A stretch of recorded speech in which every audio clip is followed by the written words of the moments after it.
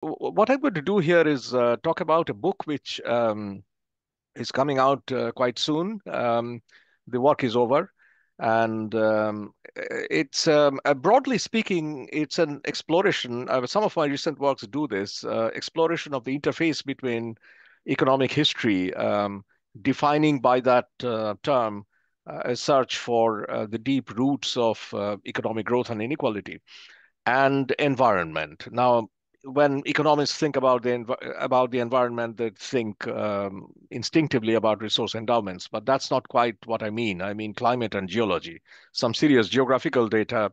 How do we fit it into our field? And that's what this book is trying to do with a more limited set of questions, focusing on arid and semi-arid tropical regions, the 23-degree, 27-minute latitude regions located around a few hundred miles north and south of that, which are very dry. Um, and I mean, I'll be defining these terms in a moment, but the message is a very simple one, which is that the economic emergence, which is a relatively rapid economic growth in societies located in these regions, depended on their ability to extract and recycle water and on manipulating the environment to do that. And that process had some very serious damaging side effects. So that's what this book is about. Now, at the end of this talk, I'll come back to the economic history implications of making a statement like this. But let me start in a more conventional way with a GDP per capita set of stylized facts. In the 1990s, a group of World Bank economists processed the data to show that there was a very systematic and deep inequality between dry tropical regions and the temperate ones. But when you take that data backward, like looking at Madison Project database for 1820, you begin to see that that inequality has been a very long-lasting one. Um, and especially this 1820 inequality suggests to us that the three major drivers of economic transformation in the 19th century world, industrialization, globalization, and colonialism, do not quite explain this inequality. It has been around for much longer than that. And a more noisy data set, I mean, if you take it back to 1600, will still suggest that the inequality was present there. The interesting thing is that work processing more recent data sets will tell you that the poorer countries and the richer countries have converged quite significantly. I mean, the gap hasn't disappeared, but it's closer in the late 20th century. Now, if we apply that to the temperate tropical inequality, then it would seem that there has been a convergence after centuries of inequality and divergence. So that's what this book is about, and these initial remarks will immediately lead us to three research questions. Does being tropical make the struggle for economic growth harder than in the temperate regions? And of course, people who are living in these regions, and that's millions, did not, of course, suffer in silence. I mean, they tried to adapt, overcome that struggle. And what did they do? And why did what they do succeed relatively more in the recent decades? So that's what this project is about. Now, let me start with a definition. I mean, I define tropical, sometimes I use seasonality to mean tropical, as the combination of two conditions. I'm not talking about the equatorial regions. I'm talking about the dry tropics on at the 23-degree latitude. One is, of course, aridity. These are regions which get very high solar radiation for a very long period of the year, and that makes them very hot, and also the transpiration rates are very high, which for an economist would signify that for a significant part of the year, surface water dries up. Now, surface water is the cheapest kind of water to access and use. So that gives you a hint of the problem that I'm talking about here. However, these are also regions which get a seasonal moisture influx, and And the combination of the two things, aridity and a short rainy season, makes for a very particular climatic type, which is of interest here. And a good way of picturize this is to show you this two photographs from of the same place in Western Ghat Mountains in India. If you spend some time in Bombay and want to have a cool getaway 4,000 feet above the sea level and go to one of these places, the landscape you will see depends on the time when you go there. I mean, if you go in maybe April or May, you will see a very bare, almost desert-like landscape, lunar landscape. And if you go in August, you will see this lush green vegetation on the same hills. Um, so the combination in terms of mapping will be this aridity index, which gives you the which is basically built on the evapotranspiration data, and the operation of the intertropical convergence zone where trade winds meet, which create this rainfall episodes, which are known popularly as monsoons. The problem with the ITCZ is that it happens on the tropics. The tropics do get rain, but it's not a fixed line. It's a kind of wavy line, and you can never predict where rains will fall this year and where it will not. Now, there are several ways of mapping climatic zones in the world, but one of the more popular textbook version is this one. And that actually combines this data set, aridity, precipitation, and the seasonality of precipitation. That's absolutely critical.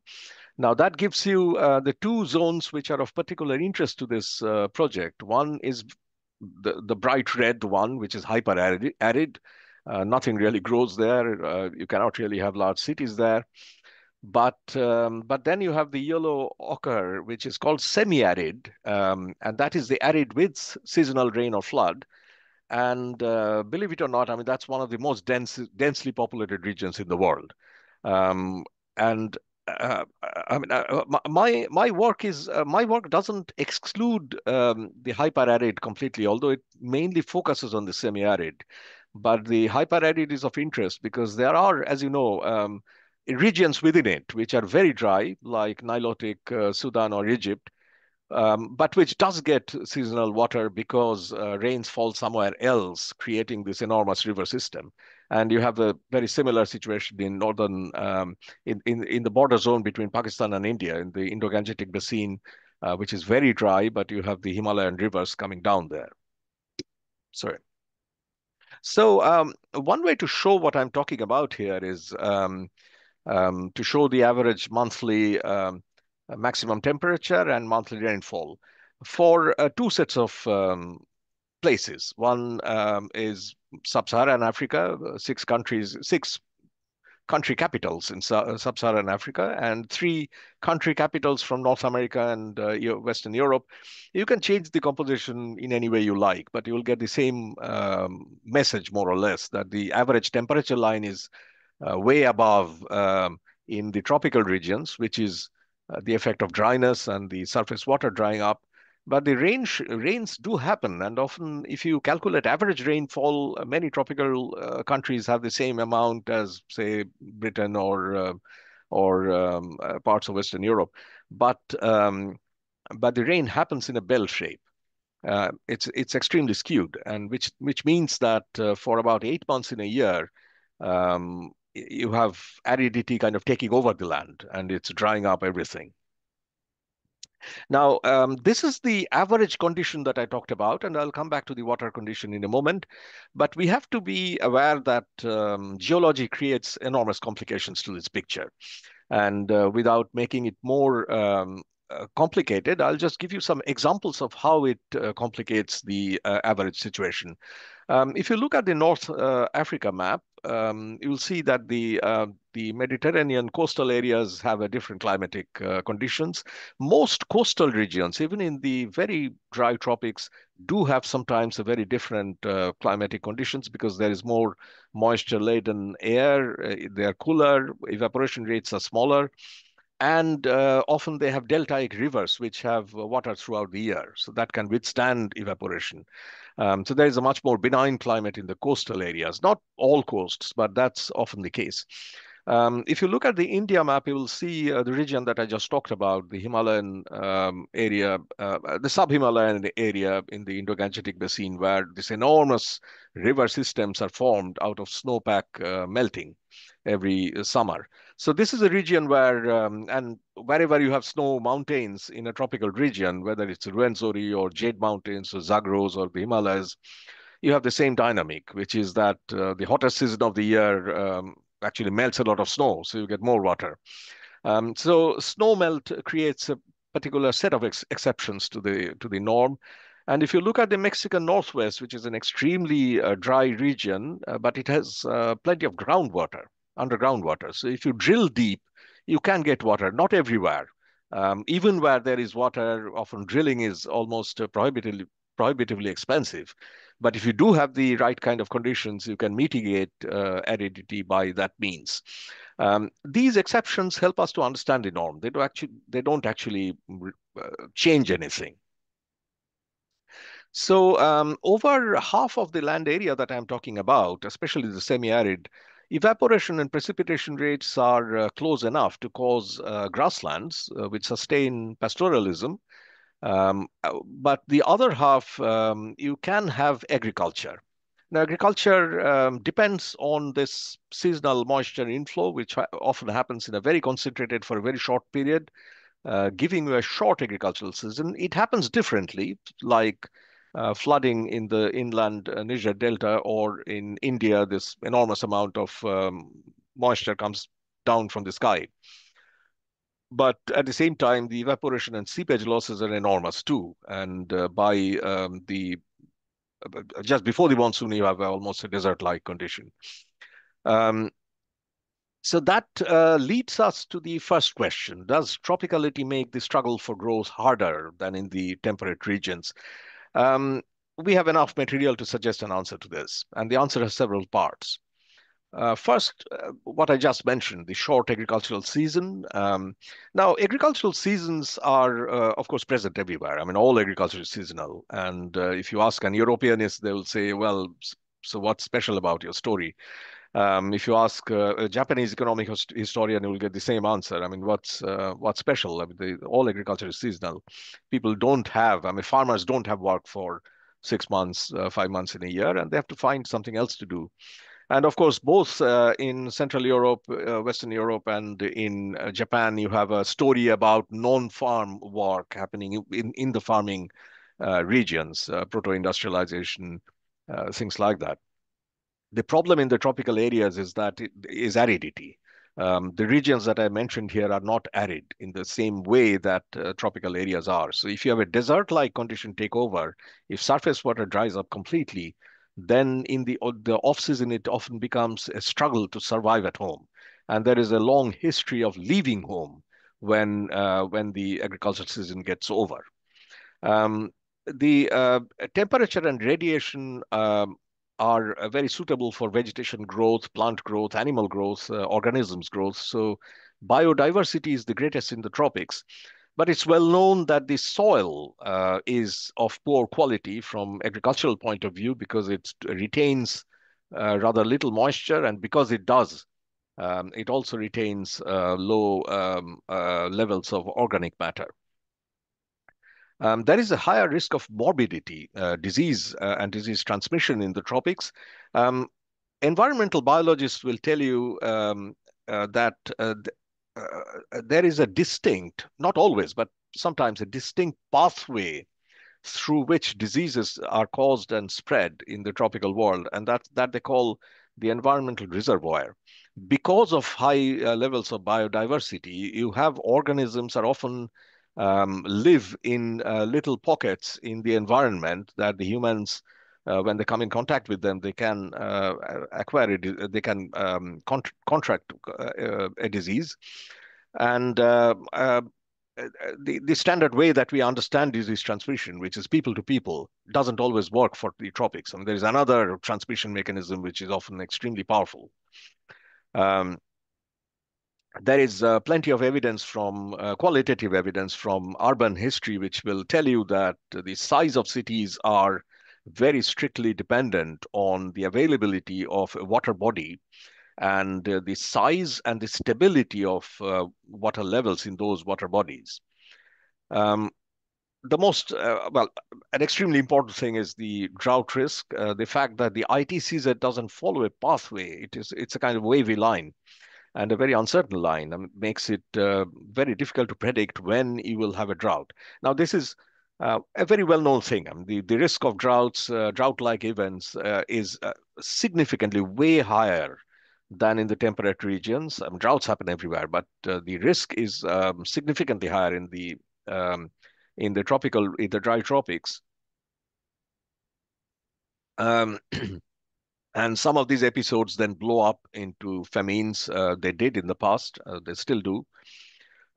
High drought risk, some historical accounts will tell you, can lead to something that might compromise the ability of societies to make investments and generate growth, which is the tendency to put money in precautionary savings, that is, things like livestock or gold or silver, things that are normally not productive, but they come in handy when there is a really disastrous season.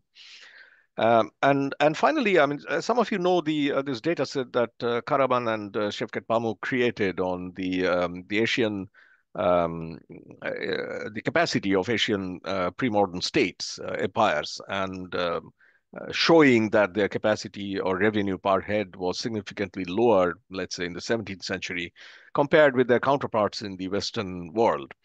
Karaman and Pamuk do not explain why, but here you get an explanation why. It's low land productivity makes building a fiscal system based on land taxes extremely difficult.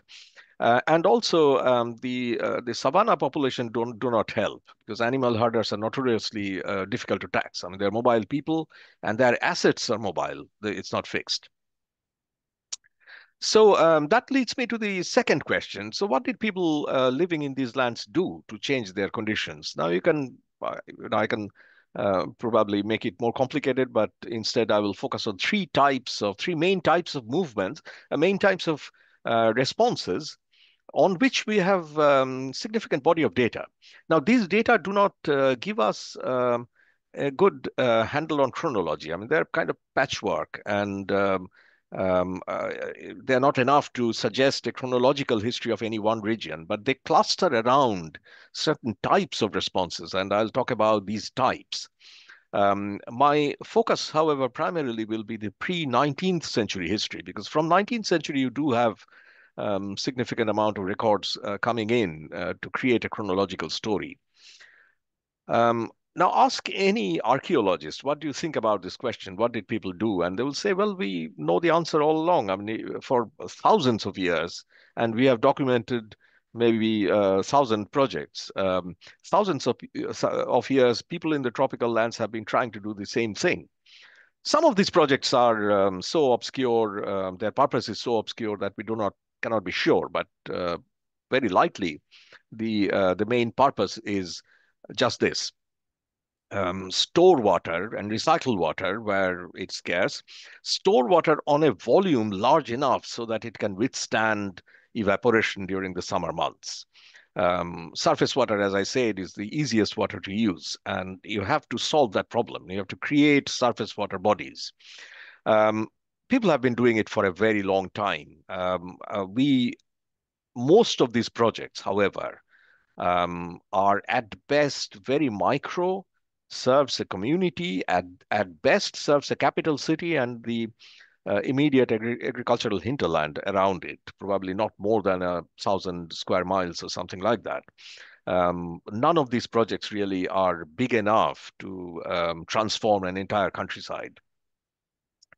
A second form of response you get in many stories of caravan trade, pre-modern caravan trade, especially the caravans that traversed desert fringe or deserts. And the big example, of course, is the trans-Saharan caravans. And when you look at the composition of the goods, you get this pattern. quite systematically that it's goods coming in from arid regions, minerals or products of arid landscapes for goods which require a lot of water, whether it's grain, ivory, or indeed slaves. Um, this pattern changed after colonialism and the railway link to the coasts, but this pattern reappears in many types of caravan trades from West Africa, as in this example, but also East Africa, Somalia and Benadier coast, and also in South Asia. One of the more interesting pattern of responses concerns movements of people. Now, a part of this movement is kind of intrinsic to the tropical environment. People leave home, as I said, almost every year because there is just too little food and water at home, and they are chasing moisture. I mean, that's the way to understand these movements. Pastoralists, of course, do it very systematically. After the wet season, there is a lot of pastures, but they dry up, so they have to look for maybe forest fringe or areas where there are wetter pastures. But some of these movements are stressed, and they happen during severe droughts. They happen during long-lasting droughts, and they are unplanned. They are not regular circulatory movements at all. Um, and when that happens, that can change the institutional makeup of societies. One of the ways that it does is that is that people who are really stressed and have to depend on strangers for livelihood are readier to trade off their freedom. And in from West Africa, from Southern Africa, from India, you get the same message that droughts create the condition where a free man is willing to become a slave. Now, it happens in different ways. I mean, it shows up in histories of famines, it shows up in histories of hierarchies, but it does. And the reason why I stress this is that we do have an analytical history of slavery in economic history, which is labor scarcity and land abundance. This isn't about that. This is risk, climatic risk, and it's been very much underestimated pathway to enslavement. Now, as I said, I mean, much of this is pre-19th century, so something happens in the 19th century, and what that happens is that much of this region becomes colonized and become part of European empires. Now, we have to be careful about what that really means. Well, one thing that it means is that it produces a great deal more documentation because these regimes, the British, the French, love paperwork, so they produce a lot of it. But also, they are, I mean, they don't really have a lot of money. I mean, they struggle to create a viable fiscal system and mostly fail. They are very good in terms of their military enterprise, but beyond that, they don't really have a lot of money to invest in this problem. However, what they do end up doing is create a series of softer changes, legislative, negotiated, administrative, regulatory changes, which do leave a legacy of sorts. And one of them, of course, is create not so much secure, but well-defined property right in land. By well-defined, I mean property right in agricultural land, which is defined as a ownership right. Whether that ownership goes to an individual or a community or a club, that's a matter of detail. But British Empire certainly was very keen to convert all sorts of right from user to ownership. Um, the general idea behind that move was that this will incentivize individual farmers to invest in the quality of land, and that means water projects as well. Um, by that move, sometimes the pastoral people became fixed in reserves in areas where agricultural land was didn't exist, and that had an incentive effect too. Pastoral people could now expand their livestock or join livestock trade, hides trade. By contrast, water was a much more legislation on water was a much more of a patchwork. But one thing that did matter was right to wells, underground water, which was tied up with land rights. So if you have a well above ground, you have unencumbered ownership right on that. Now, that is a very different thing from owning land.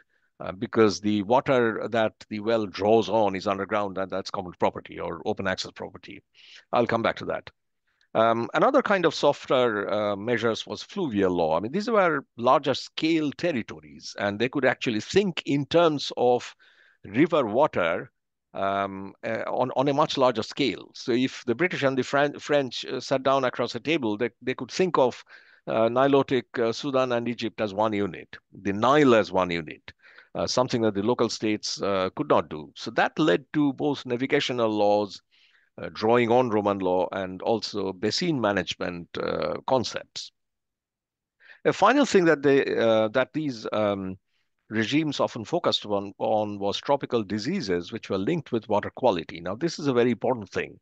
I talked about the environmental reservoirs, and one of the ways that this worked was when there was a drought and surface water became scarce or concentrated, it created a certain kind of disease reservoir. And if people came in contact with it, it'll spread cholera, it will spread enteric disease, it'll spread typhoid, all sorts of things will break out.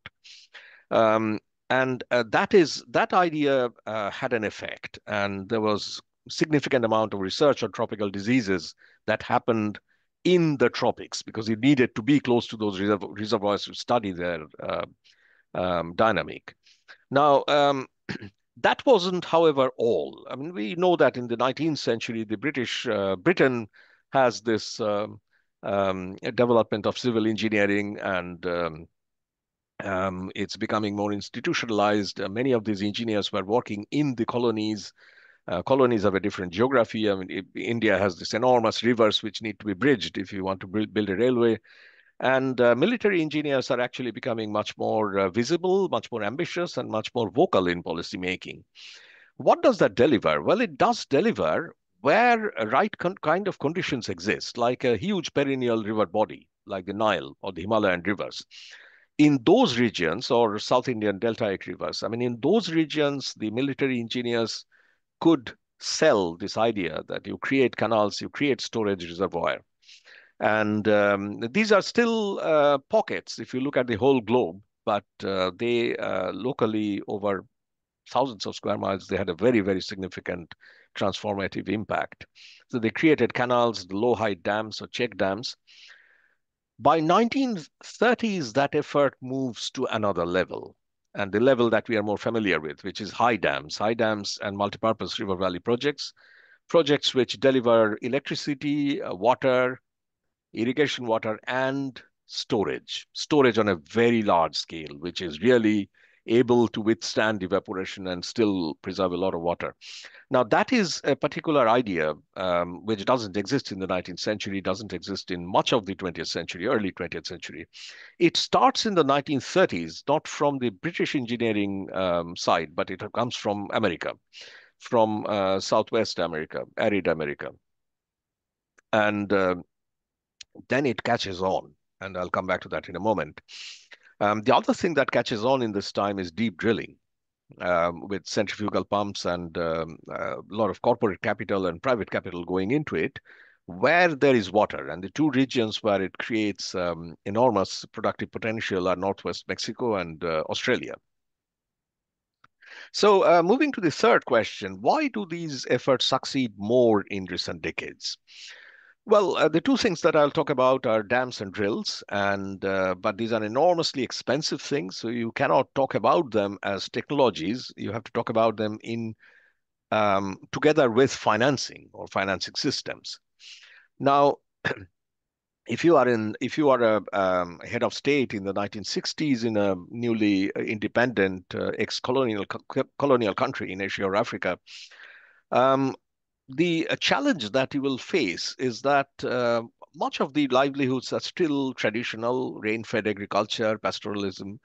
These are ecologically sustainable, but they are not economically sustainable because they are low yield. So there is no room for growth, investment, surplus extraction, but also because the disease intervention activities of the colonial states had delivered a mortality decline, and population is growing. So you have to have more food.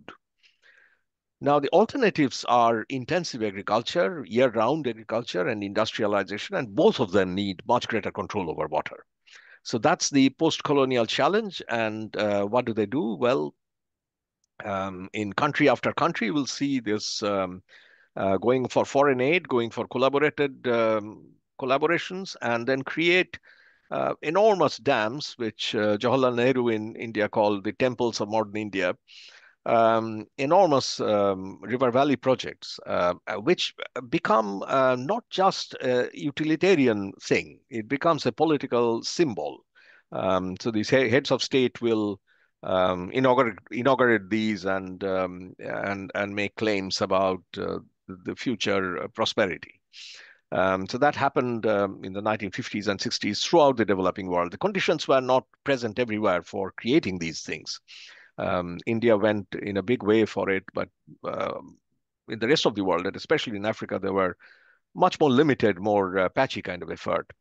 At the same time, you have a lot more money coming in to deep drilling, but that's private money. That's not state money or foreign aid. So that leads us to this understanding of why there has been a convergence recently, because of course these efforts paid off. How do we know that? Well, we do have some per capita water access data, which suggests that in the emerging economies, the line accelerated from the 1950s, 1960s, whereas in the temperate regions, the line decelerated because they didn't need as much water as the other guys did. But I have to say that this data is not entirely to my satisfaction. It comes from a website. We know that the post-1961 data comes from World Bank sources. The pre-1961 data is constructed, and I contacted the people who managed this data set. They didn't reveal many details to me about how this data is constructed, but I'm hoping that we can build a more transparent data set on the early 20th century. If we do, that will be a wonderful project. But I do have much better data for India, which I'll show you in a moment. Now, this process of dam building, large-scale water extraction, unleashed a tremendous amount of conflict and stress.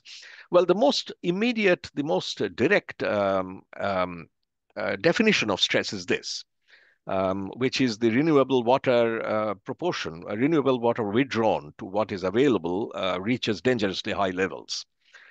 In the present times, the levels are exceedingly high in some of the tropical regions. On average, it is higher in the tropical regions. That's the most direct effect, and that's what you will see in many policy documents. However, the more indirect effect comes from managing this problem. How do you conserve? How do you regulate? How do you administer water usage? And there are a variety of things that happen when you try to do that. One of them, of course, was that when colonialism ended, many of these fluvial laws on which water sharing was based were given up as a kind of colonial legacy or heritage, and given up for the wars. Often that led to, if not warfare, very sustained conflicts, sometimes overuse of river basins. Dams, of course, it's very well known, have dangerous side effects. And the most, I mean, it's a long list of things, but the most important one, which is universal, is that any dam, the really big ones, will trap huge amount of nutrients on the other side, on the water side, instead of spreading it on the agricultural land. So basically, they work against the fertility, natural regeneration of fertility of soil. But that's only the start of the long list of problems that dams create, or that way of changing landscapes create. The big problem with underground water, and because dams have this problem, many countries like India, which once relied on dams, have been moving away. And from the 1990s, India has moved very significantly away from dams, dam building, and moved to exploiting underground water. Now, underground water has this obvious problem that the well that you see above ground is yours, but the water is everybody's. And how do you control that? In most cases where, probably not so much in Australia, but certainly in Northwest Mexico, in India, parts of India, where without there being any public trust or that kind of law, underground groundwater exploitation will very quickly lead to depletion because it's not priced. And there are ways of dealing with it, but none that's completely well, there's no uniform way of dealing with it, first of all, and none that is effective over large regions, diverse communities. It's a complicated problem. Um, then the big thing, which happens, I mean, we all know that pastoralists, people have declined. Pastoralism as a livelihood has declined. There's a well-known story, but actually, what has happened is not so much decline; it's the land conversion. This huge accent on dams had one purpose, which is to convert land which can be used only for a certain time of the year for agriculture to land that can be used throughout the year for agriculture. Now, if you do that, then of course a lot of pastoralist lands disappear because pastoralists depend on off-season agricultural land when it's still moist. Now, that's been the purpose, and that purpose has been addressed. The problem is that many of these converted lands do not have either a customary set of rights or a colonial property rights. And that creates a vacuum which has been extremely disputatious, I mean, which has created space for disputation, conflict, sometimes ethnic conflict. Um, to summarize the story, I mean, if you place these two sides, rising per capita water access and exploitable water or renewable water running out on two graphs, we can do this exercise with a much greater reliability for India, which I've done in an article. And if you do that, then you see this cross, one going down, one going up in the modern times, and that kind of captures what's been happening in the recent times. Now, I'm not going to claim that this cross is specific to tropics or India. If you do it for Israel or for any other country, you will probably find the same thing, same picture. What is specific to the tropics is the extent to which the exploitable water line falls and the level to which it falls, and that is dangerously close to zero, and that's the crisis.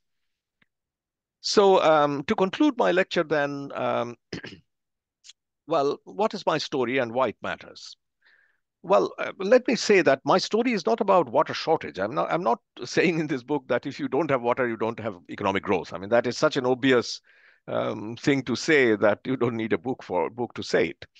What I'm saying is that the tropical arid regions face a seasonal water scarcity, which has a solution, and that is storing or mining water on a large scale. These are capital intensive solutions. There is no micro solutions for this problem. Um, and it's not a new idea. It's an ancient idea. People, communities, states, kings have tried doing it for millennia. But this had more effect in the modern times. And the effect has to do with both engineering or technological side, also the financing side, the fact that a lot of foreign aid went into development, and that meant building dams. But the solution also causes damage. It generates conflicts. Environmental damage, like dams or underground water depleting. Now, why this story matters, and here I come back to economic history and make perhaps three things that will be of interest to comparative economic historians. One is one of the significances explaining what we call divergence, the origins of international economic inequality in the 19th century. The standard way that we teach students in the classroom about why it happened is this. First, look at Western Europe and see, or Britain, and see what caused the Industrial Revolution or relatively rapid economic growth in the Atlantic world. And then whether that's institutions, technology, or enlightenment, or anything. And then look at conditions that made these uh, foundations missing or weaker in the poorer world. Um, I mean, there are many people who think that this is not the right way to do it because essentially you are not you don't study or understand the poorer world at all. But not quite in reaction to this, but my approach has been a different one, which is to claim that the tropics are poor not because they are not like the West, but because they are tropics, because they are arid, dry places. Um, One of the problems with the West-centric explanations of divergence is that they are particularly yeah, poor at explaining convergence in the recent times. I mean, you cannot say that, well, 1960s India discovered enlightenment or institutions. That doesn't make sense. But my story makes sense that there was a problem that didn't have an effective solution for a very long time, but now it does. Um, Now, finally, I end with environmental stress. I mean, um, there's a whole menu of variety of things that are varieties of damaging things that happen when when you try to extract water in this way through dams or drills. Now, we know this story that economic growth entails environmental damage. This is probably a canon by now. But when we say this, we think of emissions, we think of fossil fuels, and that creates a kind of narrative. Well, people have been consuming too many things, too much, causing a lot of fossil fuel burning. The message is consume less, and you can consume less because you're consuming too much. Now, what my response is, well, there is another dimension to it, and that's water stress. And when you talk about water stress, you cannot take that moral line, consume less. These are societies which have been dangerously close to famines and droughts for centuries, for millennia. And you cannot ask them, now that they have actually experienced some degree of water security, you cannot tell them, go back and face droughts again and consume less. It's a much more complicated problem, and this moralizing about environment will not solve it. You need other solutions, and I do have two more slides, but I will not talk about them, but I can show you what they are. I mean, one of them is looks at some of the technological solutions, and the other one talks about how new is this inquiry. I mean, what I'm doing here that is new.